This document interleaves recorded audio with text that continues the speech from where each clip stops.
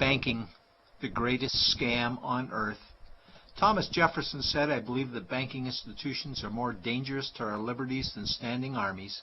If the American people ever allow private banks to control the issue of their currency, the banks will deprive the people of all property until their children wake up homeless on the continent their fathers conquered." Jefferson's warning is already here. 40 million Americans are living on food stamps. Millions more are now homeless, living in tents, all because of one institution, the Federal Reserve System. The Federal Reserve is a group of private bankers who have stolen the money creation process from the American people. Most people still believe the Fed is an agency of the government working in our best interests. It is not. There is no greater form of evil in the world today, so let's explore the banking scam. None of us have ever been taught anything about money. The reason is to prevent us from learning the truth that money is a trick and money is a trap. When solving any crime, there's a universal truth: follow the money, but with the banking scam, follow it backwards. Where does money come from? The world's money supply is always growing. Where does all the new money keep coming from? Money comes from privately controlled global banks like the Federal Reserve System. They create money every day, which increases the world's money supply. Because all banks are either owned or controlled by private bankers, the real question is, how do private bankers create new money? And the answer is they create it out of thin air. Bankers create money out of nothing. They make it up. It is a fiction. Wow. Godlike power to create something of value out of nothing. A stroke of a keyboard and money is created. In fact, only 3% of the world's money is even in the form of bills and coins, which means 97% of all money in the world is just numbers typed on a computer screen. This is part one of the banking scam. Money is created out of nothing. The second part of the scam is this phony money is issued as debt. What is debt exactly? Well, when you consider we work our whole lives to pay it off, you could say debt is slavery. But whose debt is this phony money? It's our debt, all of it. It's our debt when we use credit cards, we get student loans, borrow money for mortgages, all bank borrowing. And it's our debt again when the government borrows, which is each and every day. In today's world, money is debt and debt is money, and don't forget the interest charges. Money equals debt and debt equals slavery, therefore money equals slavery. Our monetary system is a carefully concealed system of slavery. Why? Because our government can create the same money for free with no interest charges, just like they used to, as the Founding Fathers designed it inside the United States Constitution for our protection against private bankers. The third part of the banking scam is very evil. When bankers create money from nothing and issue it as debt, they only create the principal portion of the debt. They do not create the money for the future interest payments.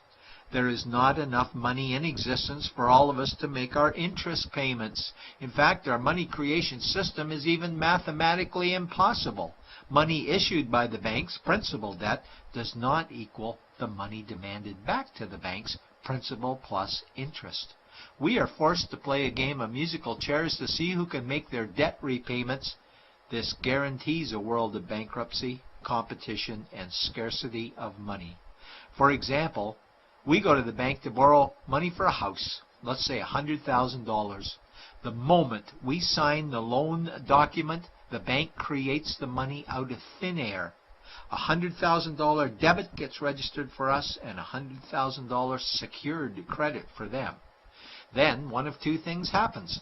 Either we give the bank 30 years of labor making house payments totaling $300,000 for the original $100,000 we borrowed, or the bank takes our house. The bankers get either our labor for life or our house, and often they get both, all from money created out of thin air and issued as debt, for money made out of nothing. This is why all the bankers end up with all the assets. The fourth part of the banking scam is inflation. People think inflation is prices and costs increase. A better answer might be the value of our money always goes down. Inflation is created every time the central banks print money, which is every day. Where does all this new money get its value? The answer is it steals its value from the existing money supply, where our savings are. Our savings are disappearing because of the new money they're printing. If money creation was in balance with goods and services, there would be no inflation. Prices would stay the same. But the reality is banks always print money, driving prices ever higher, which steals the value of our savings, making them disappear. Since the private bankers created the private Federal Reserve in 1913, the United States dollar has lost 97 cents in purchasing power. An item in 1913 that cost $100 in 2011 cost $2,230, a price increase of 2,130%. This is the banking scam. 4 parts. Private bankers create money out of nothing and charge interest on it. There is no money created for the future interest payments, and inflation steals our savings every day. In order for the banking scam to be pulled over our eyes, the bankers need help from the likes of paid-for politicians and appointed civil servants, military-industrial complex, mainstream media, multinational corporations, and the bankers' good buddies. For example, what do our banker-controlled television networks say about criminal bankers? "Oh, bankers are our saviors. Chairman is Man of the Year. He saved the world. Bankers really do deserve their bonuses. They're so smart." And what do our banker-owned G20 politicians say we need to do?